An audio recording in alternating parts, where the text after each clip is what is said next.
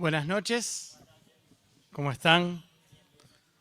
Me alegro, siempre es una alegría y un momento especial para mí venir a mi casa, a donde nací, a donde conocí al Señor, así que para mí es una alegría inmensa y siempre muy especial. Bueno, en esta noche nos toca compartir en la palabra de Dios el libro de Jueces, en el capítulo 6. Vamos a meditar del versículo 24 al 40. Así que les invito a poder ir leyendo la palabra de Dios y poder meditar en ella. Que el Señor tenga sin duda preparado su mensaje para cada uno de nosotros. Lo maravilloso de Dios es que Él puede hablar sobre un mismo pasaje diferentes cosas conforme a nuestra necesidad. Y eso es lo maravilloso de la palabra de Dios. Siempre decimos que no es leer el diario ni leer un libro de historia. Es la palabra viva y eficaz de Dios. Es la palabra que viene y cumple su propósito, porque también la palabra lo enseña así. Y es aquella palabra que, como dice Hebreos, viva y eficaz y más cortante que espada de dos filos y que penetra hasta lo más profundo del ser y discierne las intenciones del corazón. Esa es la palabra de Dios. Y oramos para que en esta noche también cumpla ese propósito. Bien, ustedes seguramente el viernes pasado, quiero entender, habrán visto los primeros versículos del capítulo 6. Así que ya saben que vamos a hablar de Gedeón. Gedeón fue un hombre muy, muy especial y particular. Tuvo un protagonismo justamente en el libro de los jueces y una forma de encarar las cosas donde uno mira a Gedeón y nos miramos a nosotros, ¿no? De alguna manera, porque Gedeón era una persona que trabajaba, que estaba en una situación que de repente se encuentra con que Dios le pide algo y pareciera, no que duda, pero como que pareciera buscar certezas. Y ahí está, ¿no? Y un poquito vamos a mirar en eso. Así que seguimos entonces con la lectura y dice el verso 24, y edificó allí Gedeón altar a Jehová y lo llamó Jehová Shalom, el cual permanece hasta hoy en Ofra de los abieseritas. Aconteció que la misma noche le dijo Jehová, toma un toro del hato de tu padre, el segundo toro de 7 años, y derriba el altar de Baal que tu padre tiene, y corta también la imagen de acera que está junto a él, y edifica altar a Jehová tu Dios, en la cumbre de este peñasco, en lugar conveniente, y tomando el segundo toro, sacrifícalo en holocausto con la madera de la imagen de acera que habrás cortado. Entonces Gedeón tomó 10 hombres de sus siervos, e hizo como Jehová le dijo. Mas temiendo hacerlo de día, por la familia de su padre y por los hombres de la ciudad, lo hizo de noche. Por la mañana, cuando los de la ciudad se levantaron, he aquí que el altar de Baal estaba derribado y cortada la imagen de acera que estaba junto a él. Y el segundo toro había sido ofrecido en holocausto sobre el altar edificado. Y se dijeron unos a otros, ¿quién ha hecho esto? Y buscando e inquiriendo, les dijeron, Gedeón, hijo de Joás, lo ha hecho. Entonces los hombres de la ciudad dijeron a Joás, saca a tu hijo para que muera, porque ha derribado el altar de Baal y ha cortado la imagen de acera que estaba junto a él. Y Joás respondió a todos los que estaban junto a él, ¿contenderéis vosotros por Baal? ¿Defenderéis su causa? Cualquiera que contienda por él, que muera esta mañana. Si es un Dios, contienda por sí mismo con el que derribó su altar. Aquel día, Gedeón fue llamado Jerobaal, esto es, el que contienda contra Baal, por cuanto derribó su altar. Pero todos los madianitas y amalecitas y los del oriente se juntaron a una, y pasando acamparon en el valle de Jezreel. Entonces el Espíritu de Jehová vino sobre Gedeón, y cuando éste tocó el cuerno, los abieseritas se reunieron con él. Y envió mensajeros por todo Manasés, y ellos también se juntaron con él. Asimismo envió mensajeros a Aser, a Zabulón y a Neftalí, los cuales salieron a encontrarles. Y Gedeón dijo a Dios: si has de salvar a Israel por mi mano, como has dicho, he aquí que yo pondré un vellón de lana en la era, y si el rocío estuviera en el vellón solamente, quedando seca toda la otra tierra, entonces entenderé que salvarás a Israel por mi mano, como lo has dicho. Y aconteció así, pues cuando se levantó de mañana, exprimió el vellón y sacó de él rocío, un tazón lleno de agua. Mas Gedeón dijo a Dios: no se encienda tu ira contra mí, si aún hablar esta vez. Solamente probaré ahora otra vez con el vellón. Te ruego que solamente el vellón quede seco y el rocío sobre la tierra. Y aquella noche lo hizo Dios así. Solo el vellón quedó seco y en toda la tierra hubo rocío. Vamos a orar para pedir su bendición a la palabra sobre lo que añadamos. Te damos gracias, Señor, en esta noche por poder meditar en tu palabra y te pedimos que nos hables, nos bendigas y sea de provecho para nuestras vidas. Te lo pedimos en el nombre del Señor Jesús. Amén. Bueno, muy bien. No quiero hacer una gran introducción porque seguramente todos los que están viendo Jueces así, capítulo por capítulo, bueno, seguro que todos de alguna manera habrán hecho alguna pequeña introducción. Pero siempre puede haber alguien nuevo, puede haber alguien que por ahí se perdió algún capítulo. Y vamos a decir que el libro de los Jueces es un libro muy particular porque la época de los jueces es una época muy particular. Venimos de la entrada a la tierra prometida, Moisés había muerto y luego murió su heredero Josué, que fueron los dos grandes líderes y guías de Israel. Dios estuvo con Moisés, Josué estaba, cuando Moisés hablaba con Dios, a las puertas de la tienda, del tabernáculo, mirando como una imagen de un discípulo, ¿no? Y el pueblo le dijo: bueno, si Dios va a estar con vos como lo estuvo con Moisés, nosotros también te vamos a seguir. Y venían de esa situación, venían de la salida de Egipto y habían conquistado, y estaban conquistando Canaán y tenían que asentarse en esa tierra, tenían que construir un país de cero. Era toda una situación nueva, totalmente diferente a lo que había sido su vida de esclavitud en Egipto y totalmente diferente a lo que estaba por venir, ¿no? Porque Jueces está justamente entre el medio de lo que es Josué y de lo que es los reyes. Hubo 14 jueces en Israel.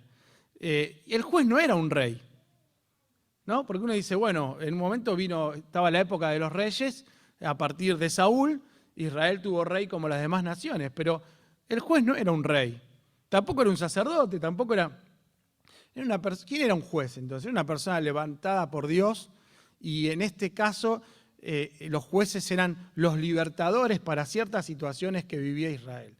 La realidad es que el contexto en el que Israel se encontraba era un contexto totalmente nuevo para ellos y todo estaba muy desordenado.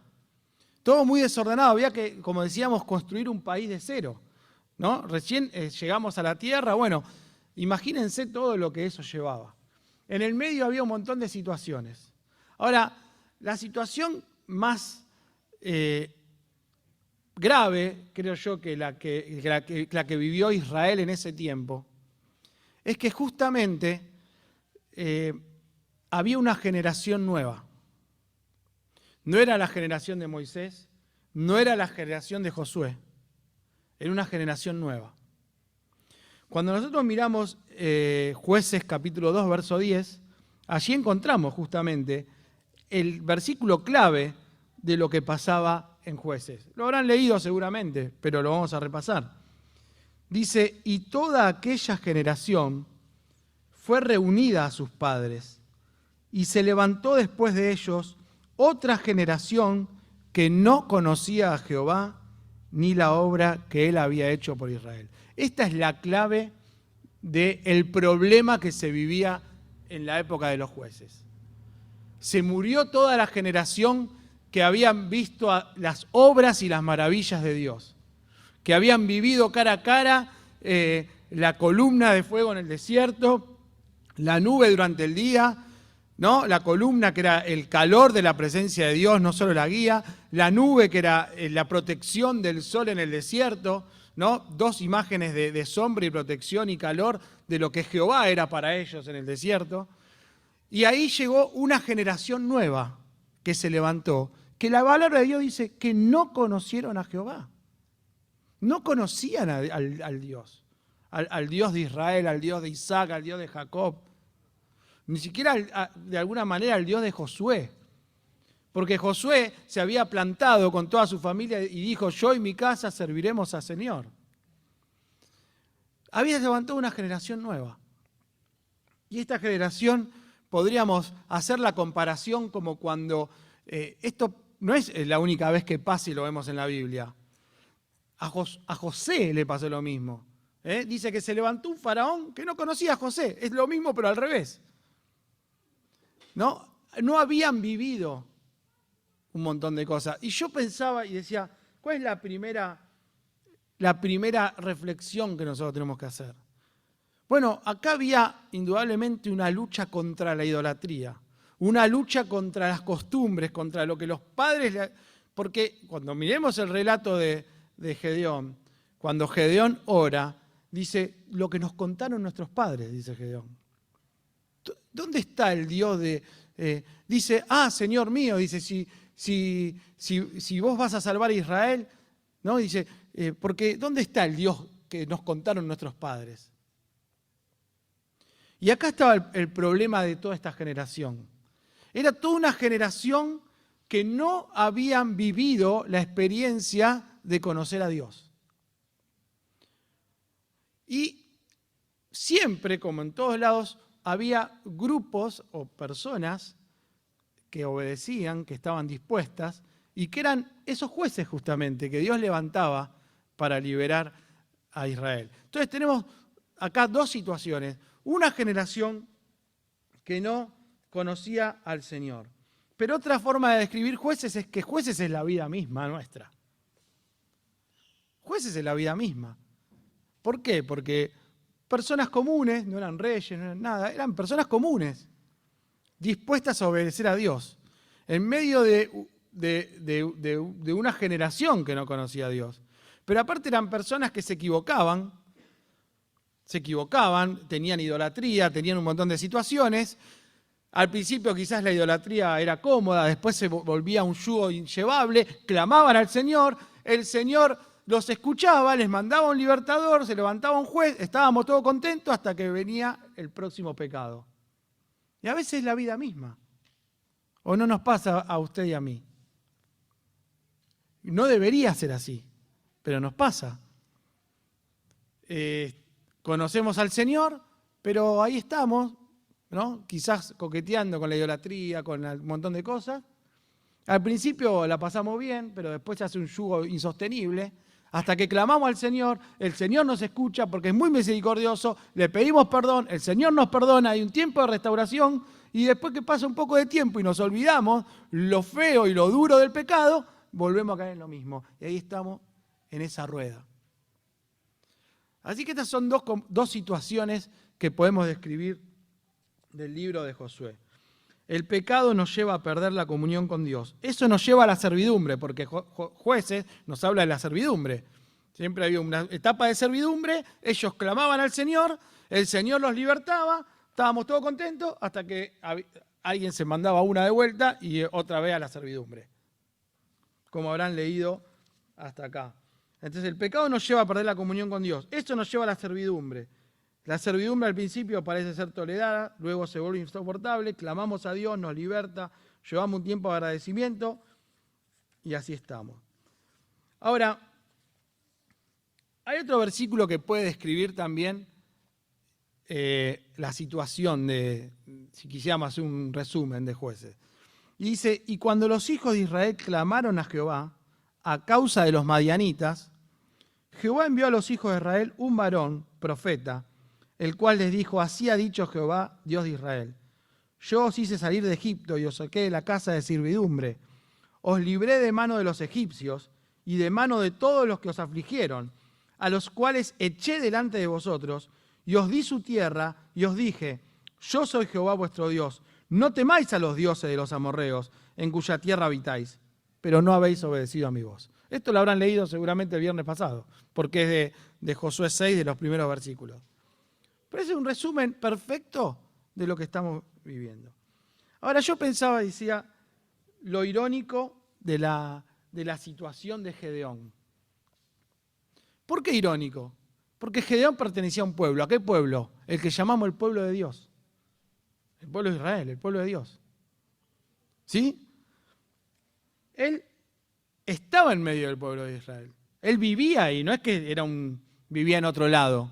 No es que vivía en Egipto y era una pequeña comunidad de judíos que vivían ahí y trataban de obedecer al Señor en medio de un mundo idólatra. No eran los judíos que están acá en Once que viven en medio de nosotros y que tratan de llevar el kipá, de ir el viernes a la noche a la sinagoga y tratan de llevar su vida en un contexto. Ellos vivían en Israel, vivían en medio del pueblo de Dios. El pueblo de Dios que había visto las maravillas del Señor, el pueblo de Dios que había recibido sus promesas. Pero decíamos que todo lo que ese pueblo vio, esta generación no lo había visto. ¿No nos pasa a nosotros igual? ¿No nos pasa a nosotros igual? Conocimos a Don Carlos, un ejemplo, ¿no?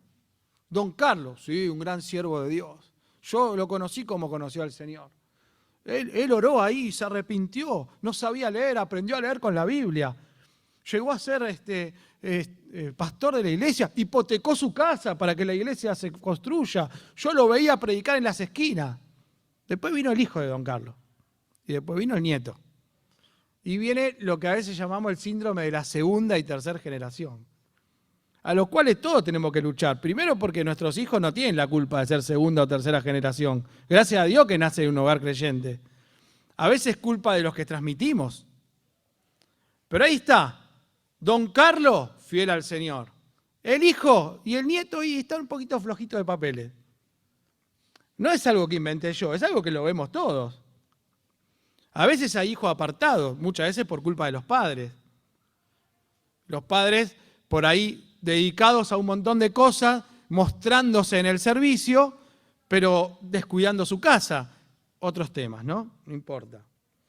Pero, ¿a qué vamos? A que se levanta una generación que no conoció al Señor como lo conoció Don Carlos en vivo y en directo, porque él se arrepintió de sus pecados, porque tuvo un encuentro directo con Cristo, porque él sabe quién es Cristo para él, porque él vivió las experiencias de pasar de muerte a vida y de vivir justamente esa situación. Pero después viene el hijo de Don Carlos, al cual Don Carlos trató de transmitirle de la mejor manera posible quién era ese Dios. Y a veces nos pasa esto. Incluso nos pasa a nosotros, nos puede pasar a nuestros hijos. Yo en mi caso soy primera generación de creyentes. Yo conocí al Señor, no tengo padres creyentes. Pero le puede pasar a mi hijo, por culpa mía o por culpa de él mismo, ¿no? Entonces, ¿qué pasa? A veces hablamos de el Dios misericordioso de David, el Dios poderoso de Moisés, el Dios justo de Daniel, el Dios... Y yo decía, está bien, ¿y cuándo vas a hablar del Dios misericordioso de Gustavo? ¿Cuándo vas a hablar del Dios justo de Gustavo? Siempre, a veces, nos pasa que contamos la experiencia de otro. Es el Dios es el Dios que hizo. ¿Viste lo que hizo Dios con la enfermedad de fulano? ¿Viste lo que hizo Dios con la enfermedad de sultano? ¿Viste lo que hizo Dios con... ¿Y qué hizo Dios en tu vida? ¿Qué tenés para contar? ¿Qué tenés para contar de Dios? A veces digo, hablando de reunión de jóvenes, ¿no? Pero no importa. Digo, hay jóvenes que agarrarlo, da vuelta así, no se le cae ni un versículo bíblico. Pero no importa, saquemos a los jóvenes, pongámonos nosotros también. A veces nos dan vueltas así, no se nos cae un versículo bíblico. No se nos cae contar una experiencia espiritual. Estamos en charla, podemos hablar de fútbol, de política. Me encanta hablar de fútbol, me encanta hablar de política, me encanta hablar de las cosas del mundo en el que vivimos. Somos parte de este mundo. Pero a veces hablamos de eso y nada más.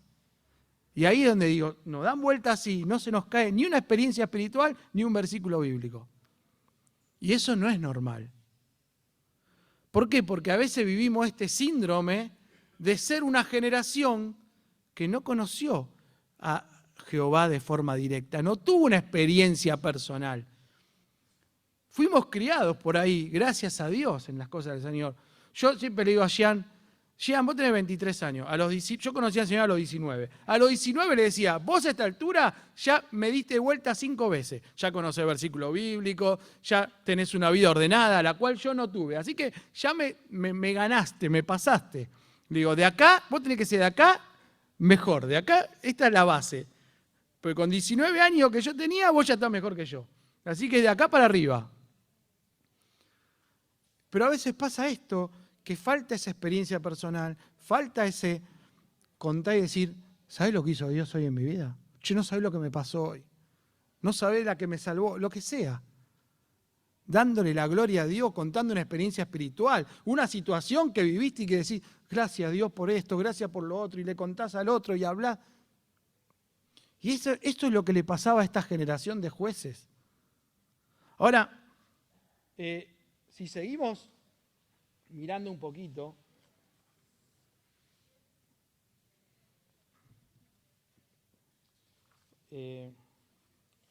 me llama la atención el contexto entrando ya, porque un poco tiene que ver, un poco no, tiene lo que estábamos hablando. Pero si ustedes miran del versículo 24 al 33 o al 32, ahí hay una situación que vive Gedeón. Gedeón tiene un encuentro con el Señor. Dios lo llama a Gedeón. Gedeón edifica un altar. Gedeón hace todo bien. Dice la palabra de Dios que él hizo tal cual lo que Dios le dijo. Ahora, cuando él va a hacer lo que Dios le dijo, dice, pará, lo voy a hacer de noche. No sea cosa que mi familia me vea. Pero aparte no sea cosa que mis vecinos me vean. Entonces lo hizo de noche.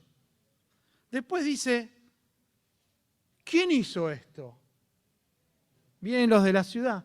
¿Quién derribó el altar de Baal?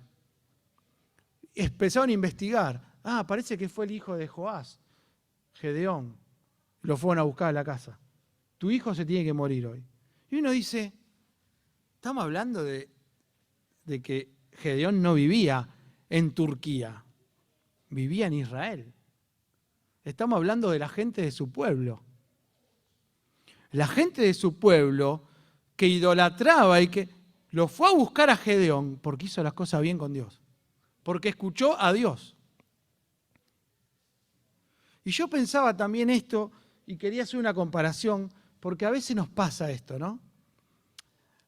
Por ahí le pasa a veces a los jóvenes también, porque a veces uno... Yo me acuerdo cuando hacía poco que me convertí, fuimos una camada. Entramos como 40 a la iglesia, Omar se va a acordar. Con los cursos bíblicos, todo. El oso, era cada uno que decís, pobre, ¿no? Los padres de los creyentes de toda la vida estaban todos infartados. Pues. Entramos toda una banda así, de golpe. Imagínate, ¿no? Los chicos habían nacido en la iglesia y de repente venían todos estos atorrantes. Entonces un día, yo de la calle y de las cosas que cada uno viene, había un par de muchachos interesantes convertidos. Vamos a tomar cerveza, dice. Bueno, vamos. Y nos sentamos en el kiosco de la esquina ahí en Urquiza, todos sentados en la calle tomando cerveza. Del Pico. Y yo en un momento dije, osé decir, che, no me siento bien con esta situación. ¿Para qué? Andá, ¿qué te hace espiritual? ¿Qué te comiste? Gracias a Dios, a partir de ahí no tomamos más cerveza del Pico en la calle. No tenía problema de tomar cerveza porque me gusta la cerveza. Pero digo, bueno, sentémonos en un lugar, tomemos en un vaso. Todo lo vago tirado en la esquina tomando cerveza del Pico. Digo, me parece que yo no me sentía bien con la situación. Pero, y así pasa, y pasó, y le debe pasar a un montón de chicos que son perseguidos por tratar de hacer las cosas bien dentro de la casa de Dios y dentro del grupo de jóvenes. Parece que el extraño es el que quiere marcar la diferencia y ser un poco espiritual. ¿No? Te miran raro porque por ahí no corres con ellos en algunas cosas de, está todo bien, no pasa nada, le damos para adelante. Y no debería ser así, tendría que ser al revés. Yo me tendría que sentir incómodo haciendo algo que no está bien. Y todos me tendrían que mirar raro como diciendo, ¿qué haces? Sin embargo, parece que salimos y vamos al pub, vamos acá, vamos allá y es todo normal. Yo me acuerdo, unos años después, habiendo crecido un poco, que había venido un hermano, el Tucu, no vamos a poner el nombre, pero el Tucu se espantaba de ir a un shopping. Nosotros íbamos todo el grupo de jóvenes a tomar un helado al shopping y el Tucu se espantaba. Cuando llegaba al shopping, subía la escalera mecánica y la bajaba de vuelta por el otro lado y se iba. Y todos lo cargábamos y le decíamos, dale, Tucu. Pues era un poco exagerado por ahí. Pero nadie por ahí se sentaba para decir, che, ¿por qué? Mirá, ¿qué te pasa? A ver, contame, ¿te hace mal? No. Era desacreditarlo totalmente, todos riéndonos de él. Y bueno, pobre el Tucu, es un exagerado era. El Tucu era un exagerado, decíamos. Pero digo, ¿por qué a veces lo raro es el que trata de hacer las cosas bien, de hacer lo que Dios le pide, de tratar de obedecer? Y a veces puede ser que esto nos esté pasando en medio nuestro. De hecho, nos ha pasado. Yo tengo 50 años y le estoy contando situaciones de 20. Yo creo que hay chicos de 20 que les está pasando lo mismo hoy. Y hay muchos de 50 que no debe pasar lo mismo. Ahora, una cosa es que te pase como cuando estás en un grupo, no sé, los chicos del secundario, los que entrenan con vos en un club, los que están en la escuela, que no conocen a Dios. Entonces vos decís, che, no, mirá, a mí no me mandés tu WhatsApp, no, a mí. Y una cosa es que ellos te carguen y te burlen porque vos sos distinto.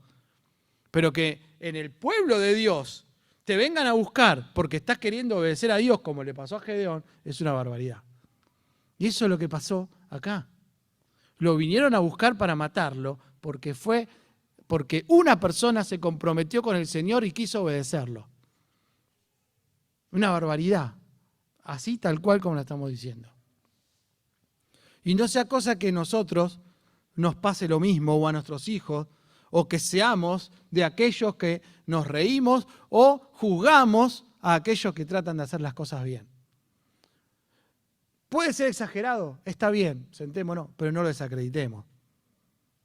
De ninguna manera puede sentirse incómodo la persona que a su manera trata de obedecer al Señor. No tiene que pasar. Es lo que le pasó a Gedeón. Lo vinieron a buscar. ¿Por qué? Porque había obedecido al Señor, porque había roto la idolatría, el altar de Baal, porque Dios le dijo, haz esto de esta manera, y él fue y lo hizo. ¿No? Parece como el empleado nuevo de la fábrica que empieza a laburar un montón y dice, no, para acá, hay que un poquito más despacio acá, acá un poquito más despacio, vamos a este ritmo acá. Bueno, acá parece lo mismo, no tanta espiritualidad, que nos hace mal. No puede pasar eso. Después pensaba, hay una frase que se repite mucho en el libro de los jueces, que dice que en aquel tiempo no había rey en Israel y cada cual hacía lo que bien le parecía. La habrán leído ya, no sé si tocó, pero es una frase, la van a encontrar en el capítulo 17, verso 6 y en varios lugares más. Es una frase que se repite en el libro de jueces. En aquel tiempo no había rey en Israel y cada cual hacía lo que bien le parecía. Y yo pensaba acá y decía también, bueno, algo tenemos que sacar nosotros de esto.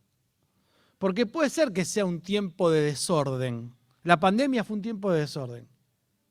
Se cayeron todos los sistemas, todo lo que nosotros estábamos acostumbrados, todo lo que antes los pastores renegábamos se legalizó, ¿no? Porque vos antes que renegabas, con el hermano que se quedaba en el sillón viendo la tele a la hora de la reunión, porque estaba cansado.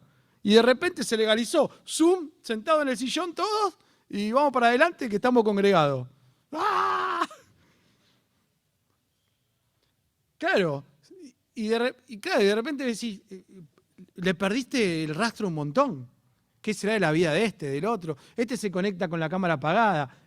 Capaz que estaba cocinando, ningún problema, pero capaz que había otro que dejó la cámara ahí y estaba mirando una película. Vos no lo sabés. Es un tiempo de desorden. Fue un tiempo de desorden. La verdad es que ahora hay que reconstruir un montón de cosas. Me acuerdo que el segundo domingo de pandemia teníamos que dar como un devocional que lo mandábamos por WhatsApp y que le llegara. Y decía, hay que ver cuántos vuelven después de esto. Ya para el segundo o tercer domingo que vos venías con ella en la mano y decís, hay que ver cuántos vuelven. Incluso a nosotros, volver a la presencialidad, a las reuniones de ancianos, todo. A mí déjame con el Zoom que estoy recómodo.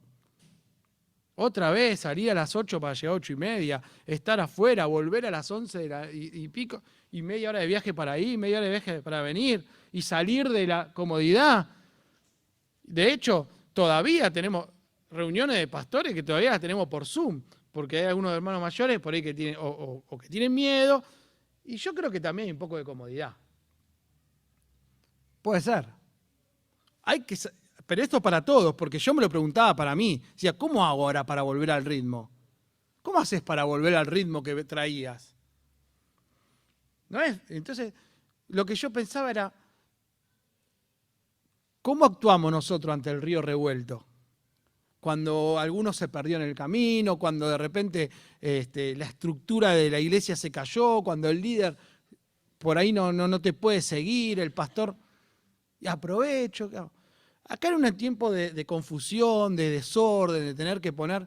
Y dice que era un tiempo donde no había un rey. Y cada uno hacía lo que bien le parecía. Y yo pensé, digo, ¿estaremos viviendo o de alguna manera aprovechando este tiempo de los jueces y nos pasará lo mismo? La reflexión es que no importa si hay rey o no, hay un Dios que te mira. Y hay personas que, a pesar de todo ese revuelo y de que cada uno hacía lo que bien le parecía y de que la mayoría querían tener un altar a un Dios que no era el Dios Jehová, había personas que querían seguir obedeciendo a Dios y que se destacaron por ser diferentes y por obedecer al Señor, que fueron, por ejemplo, los jueces. Y la reflexión para mí era esta, digo, no importa si me ven o no me ven, no importa si me congrego o no, no importa si tengo que rendir cuentas o no como antes, ahora tengo como más libertad. ¿Esa libertad a dónde me va a llevar? ¿A hacer lo que quiero o me va a seguir centrando en las cosas del Señor porque no dependo de la estructura? Yo me lo pregunté 1000 veces para mí, digo, ¿cuánto duraría mi vida cristiana si estuviera solo en una isla? O solo, con 3, 4 más, no importa, pero ¿cuánto duraría mi culto al Señor, mi oración, mi lectura? ¿1 mes? ¿2 meses? No sé. Yo no lo sabría responder hoy. Trato de ir paso a paso todos los días con el Señor. Ahí, como podemos. No lo puedo responder. Mi deseo es, por supuesto, ¿no? Que yo no me olvide del Señor. Pero eso es una... Y bueno, y muchos seguramente no volvieron. ¿Por qué? Porque por ahí estaban sujetos a la estructura, dentro de una corriente que iba y que, bueno, y cuando pasó todo esto se desordenó todo y bueno, por ahí salieron a la luz situaciones de cada uno. Bueno, eso es una reflexión que cada uno tiene que hacer. Yo trato de hacer las mías y es bueno que cada uno mire para adentro y se examine, como dice la palabra de Dios, ¿no? Que nos examinemos a ver cómo está nuestro corazón. Ahora vamos a lo último. Llega el momento donde pasa esa situación y vienen los madianitas, los amalecitas, y se juntan todos para ir a atacar a Israel. Y dice la palabra de Dios, verso 34, entonces el Espíritu de Jehová vino sobre Gedeón. Y cuando éste tocó el cuerno, los abiezeritas se reunieron con él. Una pequeña aclaración cuando dice, vino el Espíritu. En el Antiguo Testamento el Espíritu Santo iba y venía. No habitaba como habita en el creyente a partir del Señor Jesucristo. La palabra de Dios nos enseña en Efesios que fuimos sellados con el Espíritu Santo de la promesa y por lo cual el Espíritu Santo mora en nosotros. Y esto es así. Pero en el Antiguo Testamento el Espíritu Santo iba y venía. Por eso el profeta profetizaba y dice, y vino el Espíritu de Jehová sobre fulano y profetizó. Por eso David oraba y decía, no quites de mí tu Santo Espíritu. Cuando yo me convertí, oraba así, no quites de mí tu Santo Espíritu, le decía el Señor. Era un problema de dispensaciones de tiempo. ¿Por qué? Porque el Señor no va a quitar el Santo Espíritu de mí. Pero en la época de David sí podía pasar. Y ahí vienen un montón de confusiones. Porque hay hermanos nuestros que dan la bienvenida al Espíritu, como que va a partir de los problemas dispensacionales de interpretación de la palabra. Por eso dice, y vino el Espíritu de Jehová sobre Gedeón. ¿Por qué? Porque no habitaba en ellos el Espíritu. El Espíritu iba y venía. Y vino el Espíritu.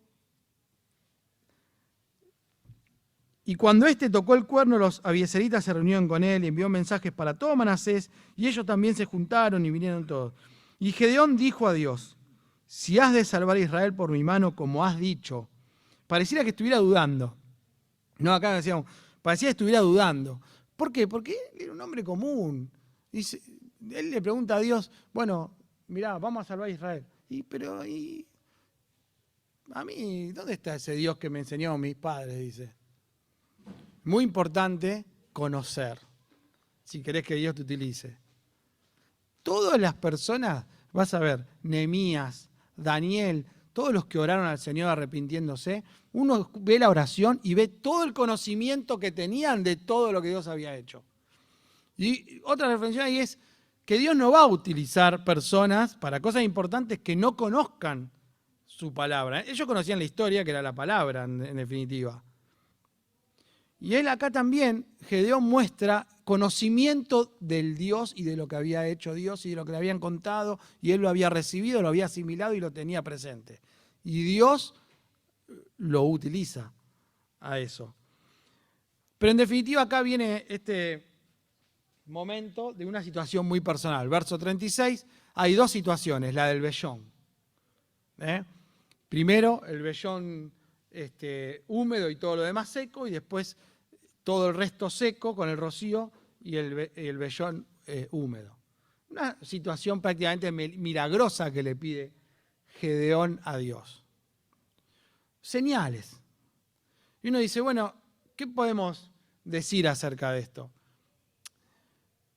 Está bueno poder tener esa comunión con Dios de tal manera, bueno, Señor, mirá, mostrame. Señor, mostrame. Nosotros necesitamos que Dios nos muestre. Ahora, nosotros necesitamos por ahí situaciones milagrosas sobre las cosas que están escritas. Bueno, mostrame si tengo que predicar. No. Mostrame si tengo que amar. Mostrame. No, eso ya está escrito. Sí hay situaciones personales que no sabemos resolver, que por ahí no están directamente escritas en la palabra de Dios. Si tengo que agarrar un trabajo o no, si tengo que estoy mirando bien a la chica que estoy viendo o al chico que estoy viendo y estoy bien enfocado o no. Y situaciones que a veces nos quitan el sueño. Ahora, ¿qué le pasa a veces al cristiano con esto? Empieza a divagar. Porque yo creo que el gran problema nuestro es conocer la voluntad de Dios. No la escrita, sino la otra. Viste que vos estás ahí a punto de hacer algo, ¿no? Entonces, Señor, mostrame y qué sé yo. Y entonces pasa algo. ¿No será que Dios quiere que...? Y ahí entramos a divagar. Esto pasó porque... ¿No será que Dios quiere que hagamos tal cosa? Y de repente al otro día pasa otra cosa. No, lo que pasa es que Dios... Claro, era así, pero no, en realidad ahora Dios quiere que... Y ahí entramos. ¿Por qué? Porque yo creo que uno de los grandes dilemas nuestros es conocer en todo momento lo que Dios quiere. Y hay cosas que, gracias a Dios, las tenemos en la palabra de Dios y cosas que podemos tener principios, pero hay cosas, un 20% que por ahí es comunión con Dios, es contestación de Dios a través de paz en el corazón, es contestación de Dios a través de situaciones también. Ahí está Elías y Eliseo, ¿no? Y todos iban a Eliseo y le decían, sabés que tu Señor va a ser arrebatado, ¿no? Sabés que tu Señor va a ser arrebatado, ¿no? Todo el mundo venía y le decía lo mismo.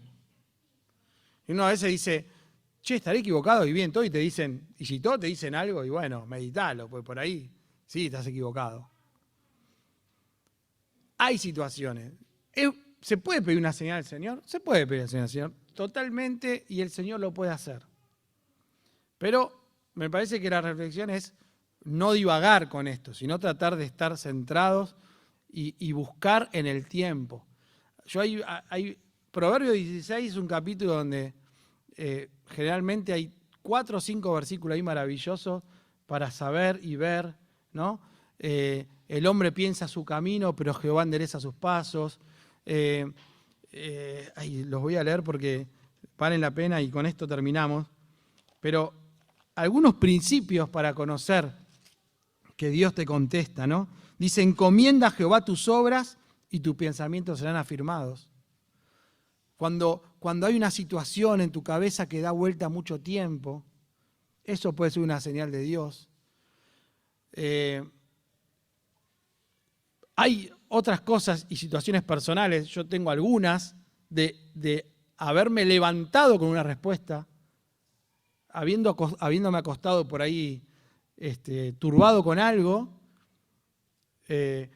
Hay cosas especiales que Dios puede hacer con cada uno de nosotros, y Él es Dios y hace lo que quiere. Lo que sí es, hay que tener principios y no divagar. ¿No será que Dios? Y la palabra de Dios nos da principios para estas cosas. Decíamos, 16.3, encomienda a Jehová tus obras y tus pensamientos serán afirmados. 16.9, el corazón del hombre piensa su camino, mas Jehová endereza sus pasos. El consejo de Dios permanecerá. Eso es fundamental, a mí me ayuda un montón. Cuando hay algo que está dando vuelta y no se va, y no se va, y no se va. Muchas cosas. Pero usemos principios, no divaguemos. Lo que le pasó a Gedeón es una situación especial, es un milagro de Dios, es una época especial también. Muchos hombres de Dios pidieron señales, y quizás en la antigüedad era más común esto. Nosotros tenemos las grandes señales, ya las tenemos escritas. Pero ¿cómo necesitamos, no? Conocer la voluntad de Dios, poder tener esa revelación, esa contestación al corazón. Y lo otro que nos tenemos que llevar es que, como decíamos, que Gedeón era un hombre común. Era un trabajador que trabajaba con su padre, que estaba escondiendo el trigo para que los madianitas no se lo roben, tratando de lucharla para que el mundo en el que vivía no se lo lleve puesto como cualquiera de nosotros. Pero Gedeón tuvo un corazón sensible a lo que Dios le pidió.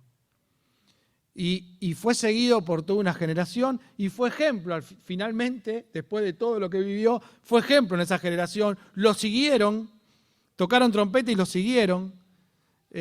Y finalmente quedó plasmado acá en la palabra de Dios lo que hizo, ¿no? Lo cual no es poco, porque la palabra de Dios es eterna.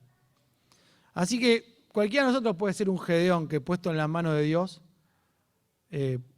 y haciendo lo que Dios quiere, puede hacer grandes cosas para el Señor. Y puede marcar una generación, ¿no? Por su forma de vivir, por su forma de actuar.